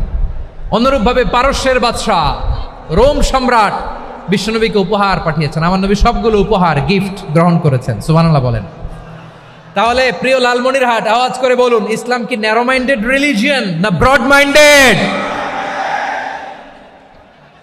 আম্মাজান আয়েশার কাছে মাসালা জানতে চায় মেয়েরা, হে আম্মাজান, অগ্নি উপাসকেরা তাদের ঈদের দিন নওরোজের সময় আমাদেরকে পাখি দেয়, নেওয়া যাবে? উনি বললেন, ওরা জবাই করে দিলে নেওয়া যাবে না, কিন্তু ওরা যদি ফলমূল এরকম খাবার দেয় এগুলো নেওয়া যাবে। তার মানে অমুসলিমদের দেয়া উপহার এটা গ্রহণ করা যায়। সুবহানাল্লাহ বলেন। শুধু তাই নয়, বিষ্ণু ঈসা ইসলাম অমুসলিমদের সাথে আর্থিক লেনদেনও করেছেন, ফিনান্সিয়াল ডিলিং করেছেন। অমুসলিমদের সাথে প্রয়োজনে আপনি ফিনান্সিয়াল ডিলিং করতে পারবেন। আমরা প্রায় দেখি বাজারের মিষ্টির দোকানগুলো আমার হিন্দু ভাইদের। লালমনিরহাটে মিষ্টির দোকান, দইয়ের দোকান কারা চালায়? হিন্দুরা চালায় না? তারপরে যে বারবার শপ, চুল কাটে যে নাপিত, অধিকাংশ নাপিতের দোকানে কারা? আমার হিন্দু ভাইরা। তা আপনি চুল কাটতে পারবেন কিনা? পারবেন কিনা বলেন? পারবেন। তার দোকান থেকে দই মিষ্টি কিনতে পারবেন কিনা? হ্যাঁ, আমার মুসলিম ভাইয়ের দোকান থাকলে ওইটারে আমি বেশি প্রায়োরিটি দিব, ঠিক কিনা? কিন্তু যদি তাদের সার্ভিস নিতে চান, প্রোডাক্ট নিতে চান, পারবেন। তার দলিল সহিহ বুখারী, আম্মা জান আয়েশা রাদিয়াল্লাহু তাআলা আনহা বলেন, ইশতারা রাসূলুল্লাহ সাল্লাল্লাহু আলাইহি ওয়াসাল্লাম মিন ইয়াহুদিয়িন তুআমান ওয়া রাহানাহু দিরআহু মিন হাদিদ। রাসূল সাল্লাল্লাহু আলাইহি ওয়াসাল্লাম এক ইহুদির কাছ থেকে, কার কাছ থেকে? সবাই বলে নাই কার কাছ থেকে? আমার নবী, পেয়ারা নবী এক ইহুদির কাছ থেকে জব কিনেছিল। জব, বার্লি, যেটা দিয়ে রুটি বানায়। ওই জবের দাম দেওয়ার টাকা পয়সা নবীর কাছে ছিল না। ফলে নবী ওনার একটা পোশাককে মর্গেজ রেখেছিলেন, মর্গেজ, বন্ধক, যে এখন এটার দাম দিতে পারবো না, কয়েক কেজি বার্লি নিয়ে যাই আর বন্ধক হিসেবে আমার জামাটা রেখে গেলাম, যেই দিন দাম দিব ওই দিন জামাটা ছুটায় নিয়ে যাব। সুবহানাল্লাহ পড়বেন না? বাকিতে নিছিলেন, বাকিতে। দিরআহু মিন হাদিদ, লোহার তৈরি বর্ম, মানে যুদ্ধের পোশাক, লোহা দিয়ে বানানো। বিষ্ণুনবী বললেন, কয়েক কেজি জব দাও, টাকাটা পরে দিব, এখন টাকা নাই, বন্ধক হিসেবে, মর্গেজ হিসেবে আমার জামা রেখে গেলাম, যখন টাকা দিব জামা ছুটায় নিব। আওয়াজ করে বলতে হবে সুবহানাল্লাহ। এ থেকে বোঝা গেল অমুসলিমদের সাথে ফিনান্সিয়াল ডিলিং করা যায়, অর্থনৈতিক লেনদেন করা যায়, কেনাবেচা করা যায়, প্রোডাক্ট কেনা যায়। এমনকি আমাদের মসজিদে নববীতে বারান্দায় আপনারা একটা অটোমেটিক ফ্লাইং আমব্রেলা দেখছেন? সূর্য যখন বাড়ে মসজিদে নববীর বারান্দায় ইয়ার্ডের মধ্যে অটোমেটিক্যালি কিছু আমব্রেলা আছে, সাঁ করে খুলে যায়, আর সূর্যের তাপ লাগে না। আবার সন্ধ্যাবেলায় এই আমব্রেলাগুলো ওরা ক্লোজ করে ফেলে, দেখেন নাই না? দেখছেন? এই মসজিদে নববীকে সর্বোচ্চ উন্নত মানের কনস্ট্রাকশন ইনফ্রাস্ট্রাকচারে ডেভেলপ করার জন্য কর্তৃপক্ষ কিছু অমুসলিম ইঞ্জিনিয়ারের ডিজাইনারের সহায়তা নিয়েছিল। সুবহানাল্লাহ বলেন। কোন দলিলের ভিত্তিতে? এই দলিলের ভিত্তিতে যে বিষ্ণু ঈসা ইসলাম অমুসলিমদের সাথেও লেনদেন করেছেন। আওয়াজ করে বলতে হবে আল্লাহু আকবার। শুধু তাই নয়, ইন কেস অফ ইমার্জেন্সি, প্রয়োজনে ইসলামের খাতিরে ইসলামকে সামনের দিকে এগিয়ে নিয়ে যাওয়ার জন্য অমুসলিমদের সাপোর্ট নেওয়া জায়েজ আছে। সুবহানাল্লাহ বলেন। অমুসলিমদের সাপোর্ট নেয়া, তাদের থেকে অর্থ নেয়া, পলিটিক্যাল সাপোর্ট, পলিটিক্যাল অ্যাসাইলাম নেওয়া জায়েজ আছে। আমাদের অনেক বিশ্ববরেণ্য দায়ীরা আমেরিকায় অস্থায়ীভাবে অ্যাসাইলাম নিয়ে থাকে, নিজের দেশে গেলে ফাঁসিতে ঝুলাই দিবে। যুগ যুগ ধরে দায়ীদের উপরে এরকম অত্যাচার আর নির্যাতন আছে না নাই? মিশরের অনেক দায়ীরা পাশ্চাত্যে যেয়ে থাকে। এই যে তারা পলিটিক্যাল অ্যাসাইলাম নিয়ে থাকে, রাজনৈতিক আশ্রয়, এটা জায়েজ আছে না? এটা যে জায়েজ আছে তার প্রমাণ স্বয়ং বিশ্বনবী সাল্লাল্লাহু আলাইহি ওয়াসাল্লাম পলিটিক্যাল সাপোর্ট নিয়েছিলেন অমুসলিমদের কাছ থেকে। সুবহানাল্লাহ বলেন। খুব মজাদার একটা ঘটনা, শুনবেন? আপনাদের আগ্রহ দেখে তো মনে হয় না শোনার ইচ্ছা আছে। আছে আছে, গলায় জোর আছে। লিল্লাহি তাকবীর, লিল্লাহি তাকবীর, নারায়ে তাকবীর। মাশাআল্লাহ।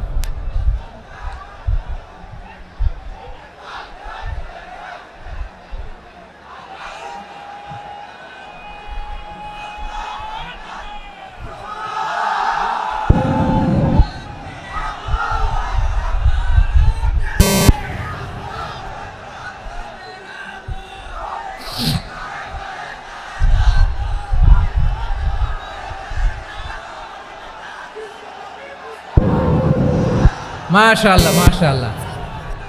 থামুন থামুন আমার ভাইরা। বিশ্বনবীর বয়স তখন প্রায় 51 বছর। কত বছর? বিশ্বনবীর সবচেয়ে কাছের মানুষ খাদিজা রাদিয়াল্লাহু তাআলা আনহা ইন্তেকাল করেছেন। বিশ্বনবী বড্ড কষ্ট পেলেন, হৃদয়টা ভেঙে খান খান। যিনি ঘরের ভেতরে বিশ্বনবীকে সান্ত্বনা দিতেন, ভালোবাসা দিতেন, বাইরে গেলে কুরাইশরা বকাঝকা করে, অত্যাচার করে, কিন্তু আম্মাজান খাদিজা রাদিয়াল্লাহু তাআলা আনহা ঘরটারে এমন শান্তির নীড় বানায় রেখেছেন, এই ঘরের ভিতরে ঢুকলে বিশ্বনবীর কলিজাটা ঠান্ডা হয়ে যেত। এজন্য রব্বুল আলামিন বলেন, খাদিজা, ও আমার বান্দি খাদিজা, জান্নাতে এমন স্পেশাল একটা ঘর আমি তোমার জন্য রেডি করে রেখেছি। ওই ঘরের মধ্যে কোনো আওয়াজ নাই, ওই ঘরের মধ্যে কোনো নয়েজ নাই, ওই ঘরে কোনো বিশৃঙ্খলা নাই। কারণ মক্কার জমিনে আমার নবী কুরাইশদের বিশৃঙ্খলা, নয়েজ আর ঝামেলাগুলোকে উপেক্ষা করে যখন তোমার ঘরের ভেতরে ঢুকতো, ঘরটারে তুমি শান্তির নীড়, ঠান্ডা, নীরব, নিস্তব্ধ, নিঝুম আর শান্তির নীড় বানিয়ে রেখেছো। এজন্য জান্নাতে স্পেশাল একটা শান্তির নীড় আমি তোমারে উপহার দেব। ওই প্রিয়তমা স্ত্রী খাদিজা ইন্তেকাল করলেন, বিশ্বনবীর হৃদয় ভেঙে খান খান। আবার ওনার চাচা আবু তালেব ইন্তেকাল করলেন, যিনি পলিটিক্যাল শেল্টার দিতেন নবীকে। কে দিতেন? আবু তালেবের ভয়ে, বিশ্বনবীর এই চাচার ভয়ে কোনো মুশরিক নবীর গায়ে হাত দেওয়ার সাহস পায় নাই। এখন স্ত্রীও নাই, চাচাও নাই, নবীকে আশ্রয় দেওয়ার কেউ নাই। নবীর চারদিকে অন্ধকার। নবী এখন কই যাবেন? আমার পেয়ারা নবী নতুন স্টেশন খুঁজতেছেন, নতুন দাওয়াতি প্ল্যাটফর্ম খুঁজতেছেন। তিনি যায়েদ বিন হারেসা রাদিয়াল্লাহু তাআলা আনহুকে নিয়ে মক্কার পাশের একটা নেইবরিং সিটি তায়েফে চলে গেলেন। কোথায় চলে গেলেন? লালমনিরহাটের ভাইয়ের আওয়াজ করে বলেন, কোথায় গেলেন? তায়েফে চলে গেলেন দিনের দাওয়াত দেওয়ার জন্য। কি দেওয়ার জন্য? নাকি জমি কিনতে গেছিলেন? জমি কিনতে, দুনিয়ার যশ খ্যাতির জন্য, নিজের কোনো লাভের জন্য? তায়েফবাসীদেরকে জাহান্নামের আগুন থেকে বাঁচানোর জন্য। আওয়াজ করে বলতে হবে ঠিক কিনা? বিশ্বনবী বিশাল মরুপথ, পাহাড়ি পথ পাড়ি দিয়ে তায়েফের মরুজমিনে গেলেন কোরআনের দাওয়াত নিয়ে, ইমানের দাওয়াত নিয়ে। কিন্তু তায়েফের লোকেরা বিশ্বনবীর দাওয়াতকে শুধু প্রত্যাখ্যান করেই থামে নাই, তারা বিশ্বনবীর সাথে অত্যন্ত খারাপ আচরণ করেছে। বিশ্বনবীকে শারীরিকভাবে হেনস্থা করেছে, আমার নবীকে শারীরিকভাবে অত্যাচার করেছে, আমার পেয়ারা নবীর গায়ে পাথর মেরেছে, বিশ্বনবীর গা বেয়ে ঝরঝর করে রক্ত ঝরেছে। নবী জামিনের মধ্যে লুটিয়ে পড়েছেন, আবার মেরেছে। আবার নবী হাঁটতে শুরু করলেন, পেছন থেকে আবার মেরেছে। আবার নবী রক্তাক্ত হয়ে জামিনের মধ্যে লুটিয়ে পড়লেন, আবার মেরেছে। বিশ্বনবীর মতো এত সুশ্রী মানব, বিশ্বনবীর মতো এত শুভ্র মানব, বিশ্বনবীর মতো এমন চমৎকার দেহাবয়ব দিয়ে রব্বুল আলামিন কাউকে বানান নাই। এরকম চমৎকার মানুষটাকে তারা তায়েফের ওই জামিনে রক্তাক্ত করেছে। বিশ্বনবী দুনিয়ার কোনো স্বার্থের জন্য সেখানে যান নাই, নিজের কোনো লাভের জন্য, প্রাপ্তির জন্য যান নাই। তায়েফবাসীদের জাহান্নামের আগুন থেকে বাঁচাতে গিয়েছেন, ঠিক কিনা বলেন? খে না খে দিন প্রচারের কাজে নিজেকে দিয়েছ বিলিয়ে, তাইফের কাফিরেরা চিনল না সে আলো, দুষ্ট ছেলেদের পিছু দিল লেলিয়ে। পাথরের আঘাতে ক্ষত বিক্ষত হয়ে সারা শরীর থেকে রক্ত ঝরে। হে রাসূল তোমাকে ভুলি আমি কেমন করে, হে রাসূল তোমাকে ভুলি আমি কেমন করে। পারেন না আপনারা? ধরুন আমার সাথে। হাজার ব্যথা বেদনার পরে ফিরে আসনি তুমি আপন ঘরে, দিনের আলো তুমি ছড়িয়ে দিতে, চলে গেলে মদিনায় মক্কা ছেড়ে। হে রাসূল তোমাকে ভুলি আমি কেমন করে, হে রাসূল তোমাকে ভুলি আমি কেমন করে। ঠিক কিনা বলেন? প্রিয় ভাইরা, তায়েফের ছেলেরা নবীকে রক্তাক্ত করলো। আমার নবী কই যাবে? কই যাবে? মক্কায় জায়গা নাই, তায়েফে জায়গা নাই। তায়েফ থেকে ভারাক্রান্ত মন নিয়ে আমার নবী মক্কায় ফিরে আসলেন। বিশ্ব নবী মক্কায় ঢুকতে পারেন না। মক্কার মরুভূমির দিকে তাকিয়ে, উপত্যকার দিকে তাকিয়ে বিশ্বনবী ধা ধা করে কাঁদেন, ঝরঝর করে। নবীর চেহারা মোবারক থেকে চোখের পানিগুলো বেয়ে বেয়ে পড়ে। আমার জন্মস্থান, আমার শৈশব, কৈশোর, যৌবন কেটেছে এই মক্কায়, আমার এলাকায় আমি ঢুকতে পারি না। বিশ্বনবী মক্কার অনতি দূরে দাঁড়িয়ে জায়েদকে পাঠালেন, জায়েদ যাও দেখো কেউ আমাকে সাপোর্ট করার মতো আছে কিনা, যাও অমুকের কাছে যাও। জায়েদ গেলেন, তারাও প্রত্যাখ্যান করে ফিরিয়ে দেয়। বিশ্বনবী বললেন যাও অমুক লোকের কাছে যাও, তিনিও প্রত্যাখ্যান করে ফিরিয়ে দিলেন। কেউ বিশ্বনবীকে আশ্রয় দিতে রাজি হয় না। নিজ জন্মভূমিতে বিতাড়িত বিশ্বনবী, সর্বশেষ বিশ্বনবী বললেন যাও মুতঈম ইবনে আদির ঘরে যাও। মুতঈম ইবনে আদি মুশরিক, তার কাছে যাও। গেলেন, মুতঈম ইবনে আদি রাজি হয়ে গেল। সুবহানাল্লাহ বলেন। দেখেন, অনেক বিপদের সময়ও আমি নিজে সাক্ষী, সামাজিকভাবে, রাজনৈতিকভাবে কত ঝঞ্ঝা, কত ষড়যন্ত্র, কত কনস্পাইরেসি পাড়ি দিয়ে আমাদেরকে সামনে এগিয়ে যেতে হয়। এই শত্রুদের ভেতরেও একজনকে দাঁড় করিয়ে দেয় যে আল্লাহর কোরআনের জন্য রেডি হয়ে যায়। পড়েন সুবহানাল্লাহ। মুতঈম ইবনে আদি, আল্লাহ তার মনকে নরম করে দিলেন। মুতঈম বলে, মুহাম্মদ আমি তোমাকে আশ্রয় দিব। তার দুই ছেলেকে পাঠালেন, যাও খোলা তলোয়ার নিয়ে, স্কট দিয়ে, গার্ড অফ অনার দিয়ে মোহাম্মদকে মক্কায় ঢুকাও, আর বলো আমি আমান দেব। আমান কি দিব? আমান মানে সিকিউরিটি, নিরাপত্তা। সিকিউরিটি ছাড়া, আমান দেওয়া ছাড়া কেউ থাকতে পারতো না মক্কায়। দুই ছেলে বিষ্ণু ইসা ইসলামকে নিয়ে আসলো। নবী কাবার চারদিকে তাওয়াফ করলেন, নামাজ পড়লেন। আবু জাহেল, উতবা, শাইবা, ওয়ালিদ ইবনে মুগীরা সবাই দেখে, কেউ কিছু করতে পারে না।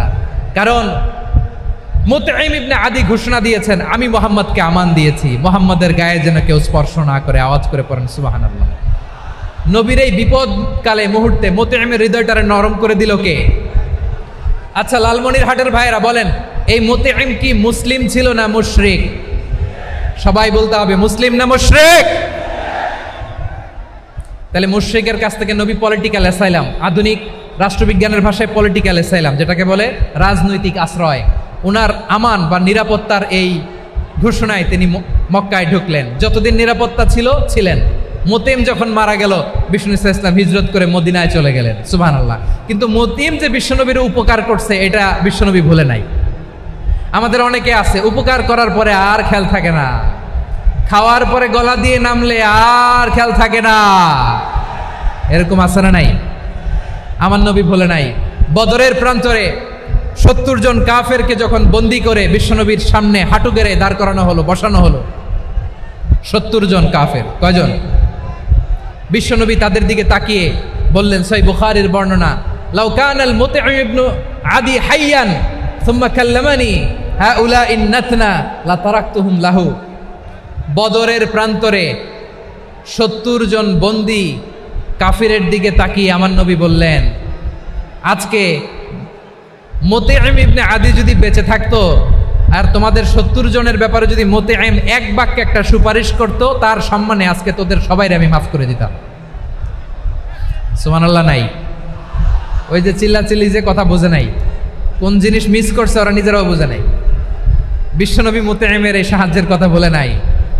70 জন মুশরিক হাঁটু গেড়ে বসা, নবী চাইলে এখনই এক্সিকিউশন অর্ডার দিতে পারে।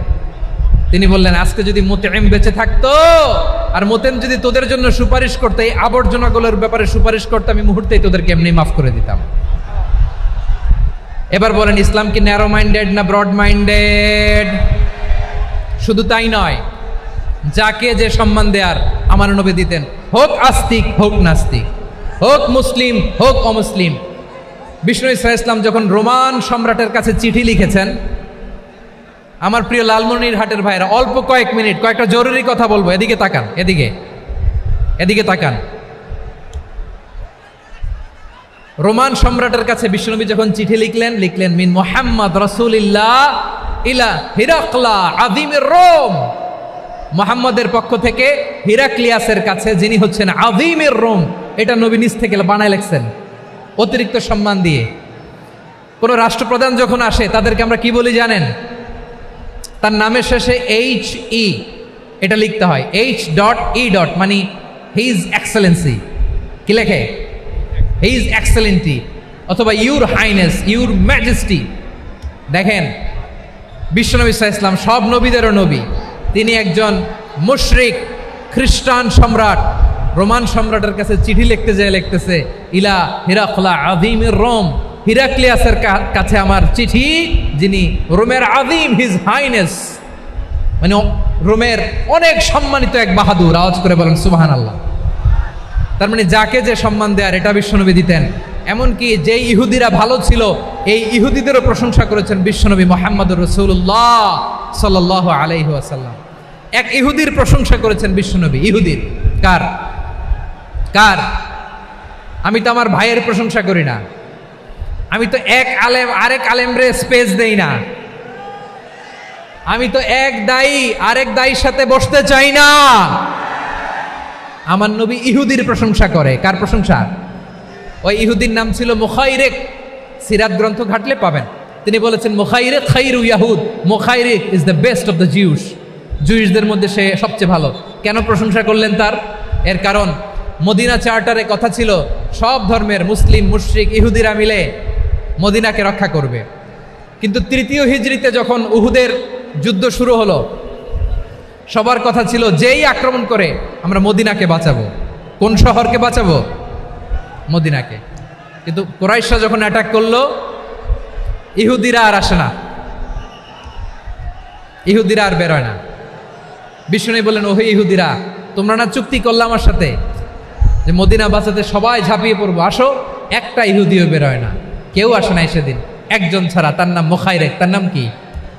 মুখাইরেক বাহাদুরের মতো ঘোড়সাওয়ার হয়ে বেরিয়ে গেলেন এবং বললেন, গোটা ইহুদি সাম্রাজ্যের একজনও যদি না আসে, আমি মুখাইরেককে কেউ ঘরে আটকে রাখতে পারবে না। বেরিয়ে আসলেন, এসে বললেন, আমি মুহাম্মদের পক্ষে যুদ্ধ করব। আমি মারা গেলে আমার সম্পদ আমার উত্তরাধিকারীরা পাবে না, আমার সম্পদ তোমরা মুহাম্মদকে দিয়ে দিবা। সুবহানাল্লাহ বলেন। উহুদের ময়দানে 70 জন মুসলমান শহীদ হলো। এই ইহুদি, সেও মুসলমানের পক্ষে যুদ্ধ করে নিহত হলো। সুবহানাল্লাহ বলেন। মুসলিমদের লাশ যখন নিয়ে আসা হলো, এই মুখাইরিকের লাশও নিয়ে আসা হলো।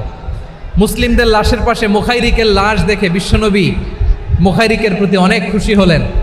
আর বিশ্বনবী খুশি হয়ে বললেন, মুখাইরিক খায়রু ইয়াহুদ, মুখাইরিক যদিও তুমি ইহুদি, তারপরে তুমি সব ইহুদিদের মধ্যে সেরা ইহুদি। পড়েন সুবহানাল্লাহ। আমার নবী ইহুদিকেও সম্মান দিতে কার্পণ্য করে নাই। আওয়াজ করে বলেন আল্লাহু আকবার। প্রিয় ভাইরা, এবার সর্বশেষ আওয়াজ করে বলেন, ইসলাম কি ন্যারো মাইন্ডেড নাকি ব্রড মাইন্ডেড? সবাই বলেন ন্যারো মাইন্ডেড না ব্রড মাইন্ডেড? এজন্য অমুসলিম হইলেই তারা আমাদের শত্রু নয়। শত্রু কারা? এই লালমনিরহাটের ভাইয়েরা শোনেন, শত্রু কারা? যে সমস্ত অমুসলিম আমাদেরকে নিশ্চিহ্ন করে দিতে চায়, যে সমস্ত অমুসলিম আমাদের ভূখণ্ড থেকে আমাদেরকে তাড়িয়ে দিতে চায়, যে সমস্ত অমুসলিম আমার ধর্ম নিয়ে তুচ্ছতাচ্ছিল্য করে চিল্লায় বলেন ঠিক কিনা, তারা আমাদের শত্রু। সাধারণ অমুসলিমরা আমার শত্রু নয়। এই যে হিন্দুরা থাকে এরা আমার ভাই, বৌদ্ধরা আমার ভাই, খ্রিস্টানরা আমার ভাই, ইহুদিরা আমার ভাই। তারা দিনই ভাই নয়, তারা মায়ের পেটের ভাই নয়, তারা মানবিক দিক থেকে ভাই। ও মানুষ, আমিও মানুষ। ইসলাম মানুষকে সম্মান করে, চিল্লায় বলো ঠিক কিনা। যারা আমাদের অস্তিত্বকে নিশ্চিহ্ন করতে চায়, যারা আমাদের ভূখণ্ডকে দখল করতে চায়, যারা আমাদেরকে নিয়ে মকারি করে, ফান করে, টিটকারি করে, আমার ধর্ম নিয়ে খেলা করে, তাচ্ছিল্য করে, ওদের বিরুদ্ধে আমাদের জিহাদ। সাধারণ মুসলিম আমাদের শত্রু নয়।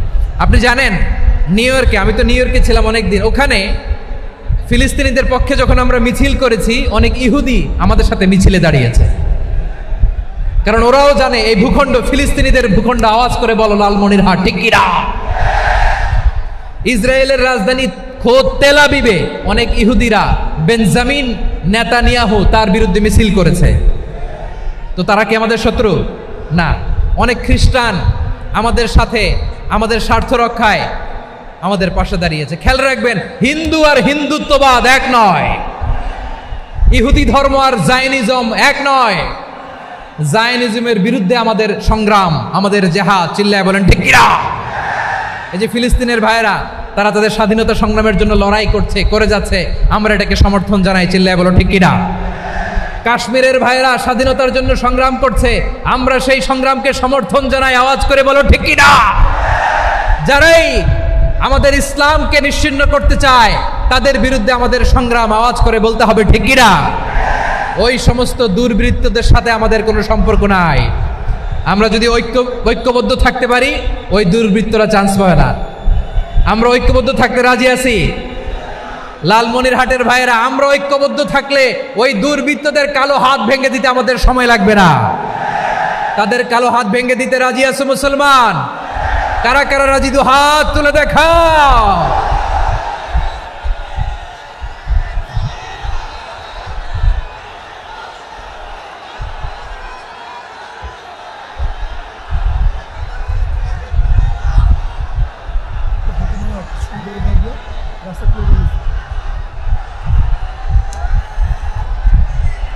আমার প্রাণ প্রিয় লালমনিরহাটের ভাইয়েরা, শত্রু কাফের আর অশত্রু কাফেরের মধ্যে পার্থক্য আছে না নাই? আবু তালেবও মুশরিক, আবু জাহেলও মুশরিক, কিন্তু দুই মুশরিকে পার্থক্য আছে না নাই? আবু তালেব নবীর চাচা, মুশরিক, মারা গিয়েছে মুশরিক অবস্থায়, কিন্তু আজীবন আমার নবীকে আগলে রেখেছে, আমার নবীকে সাপোর্ট করেছে, ভালোবেসেছে। আবু জাহেলও মুশরিক, মারা গিয়েছেও মুশরিক হিসেবে, আজীবন আমার নবীর বিরুদ্ধাচরণ করেছে। আবু জাহেলের শক্তি, সামর্থ্য, স্ট্র্যাটেজি, প্ল্যান সব আমার নবীর বিরুদ্ধে ছিল। এই আবু জাহেলের কারণে একটা দিন শান্তিতে আমার নবী মক্কায় ঘুমাতে পারে নাই, চিল্লায় বলেন ঠিক কিনা। এজন্য রাব্বুল আলামিন বলেন, লা ইয়ানহাকুমুল্লাহু আনিল্লাযীনা লাম ইউকাতিলুকুম ফিদ-দীনি ওয়া লাম ইখরিজুকুম মিন দিয়ারিকুম আন তাবাররুহুম ওয়া তুকসিতু ইলাইহিম ইন্নাল্লাহা ইউহিব্বুল মুকসিতিন।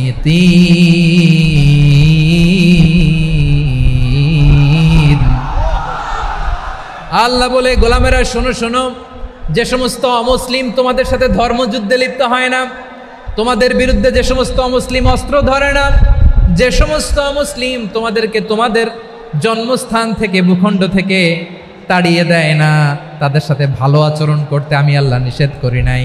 তাদের সাথে সদাচরণে কোনো নিষেধাজ্ঞা নাই, বরং তাদের সাথে সদাচরণ করো, এটাই আমি আল্লাহ চাই। তাহলে আমার যে অমুসলিমরা আমাদের সাথে শত্রুতা করে না, তুচ্ছতাচ্ছিল্য করে না, আমাদের ভূমি থেকে আমাদেরকে উচ্ছেদ করতে চায় না, আমাদের বিরুদ্ধে অস্ত্র ধরে না, ওই অমুসলিম ভাইদের সাথে আমাদের কোনো দ্বন্দ্ব আছে? কোনো বিরোধ আছে? বরং আছে ভালোবাসা। বরং আছে কি? এই ভালোবাসা দিয়েই আমরা বিশ্ব জয় করব। রাজি আছো মুসলমান? আমাদের পুঁজি ভালোবাসা। আমাদের পুঁজি কি? এবার আওয়াজ করে বলেন আমার এই পুরো আলোচনা থেকে the religious coexistence, peaceful coexistence, শান্তিপূর্ণ সহাবস্থান, কমিউনাল হারমোনি, এই সাম্প্রদায়িক সম্প্রীতি, এই আলোচনা থেকে কি বুঝলেন? ইসলাম কি ন্যারো মাইন্ডেড না ব্রড মাইন্ডেড? এই ব্রড মাইন্ডেড হৃদয় নিয়ে ভালোবাসা দিয়ে আমরা বিশ্ব জয় করতে চাই। রাজি আছেন? আল্লাহ কবুল করুক। আমরা সবাই পড়ি আমিন। লালমনিরহাটের জেলা স্টেডিয়ামে আমার প্রিয় মায়েরা বোনেরা, আপনাদের জন্য একটা হাদিস বলে শেষ করব। বিশ্বনবী বলেন, আমার মায়েরা খেয়াল করে শুনুন, বিশ্বনবী আপনাদের উদ্দেশ্য করে বলেন, আল মারআতু ইযা সাল্লাত খামসাহা ওয়া সামাত শাহরাহা হাফিজাত ফুরুজাহা আতাআত বা'লাহা ফালতাদখুল মিন আইয়ি আবওয়াবিল জান্নাতি শাআত। বিশ্বনবী বলেন, ও রমণীরা, ও নারীরা, যে সমস্ত নারী এই 4টা কাজ করবে, এই 4টা কাজের গ্যারান্টি দিবে, তাদেরকে জান্নাতের 8টা দরজার গ্যারান্টি দেয়া হবে। কি 4টা কাজ? 1 নম্বর, আল মারআতু ইযা সাল্লাত খামসাহা, যে নারী 5 ওয়াক্ত নামাজ পড়ে। কি করে? জেলা স্টেডিয়ামে অবস্থানরত আমার নারীরা বোনেরা, বিশ্বনবী আপনাদেরকে 4টা কাজের কথা বলেছেন, খুব বেশি না। 4টা করলে 8 জান্নাতের দরজা সব খোলা। কোনটা দিয়ে যাবেন? যেটা দিয়ে মনে চায়। 1 নাম্বার 5 ওয়াক্ত নামাজ। আমার বোনেরা জোহরের নামাজ পড়তে পড়তে এটা আসরে নিয়ে যায়, আসর পড়তে পড়তে এটা মাগরিবে নিয়ে যায়। এরকম আসরা নাই? লালমনিরহাটে হয়তো নাই। আমার বোনেরা এটা করবেন না। ইন্নাস সালাতা কানাত আলাল মুমিনিনা কিতাবাম মাওকুতা, সময় মতো পড়বেন। সামাত শাহরা, রমাদানের রোজাগুলো রাখবেন। হাফিজাত ফুরুজাহা, যে নারী তার চরিত্রকে হেফাজত করে, তার প্রাইভেট হেফাজত করে, তার লজ্জাস্থান হেফাজত করে। ও মায়েরা, আপনার এই গর্ভ যে কত দামি আপনি জানেন না। আপনার এই গর্ভ থেকে জন্মাবে আগামীর সালাহুদ্দিন আল আইয়ুবী।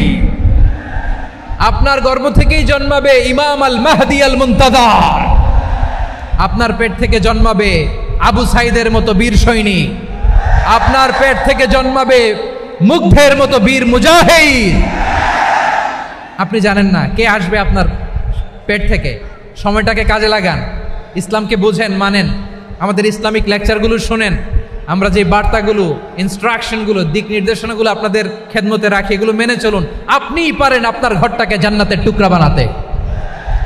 একটা family, it's a very big institution and you are the MD, the managing director of this institution. চিল্লায় বলেন ঠিক কিনা? চাইলেই পারেন ঘরটারে জান্নাতের টুকরা বানাতে।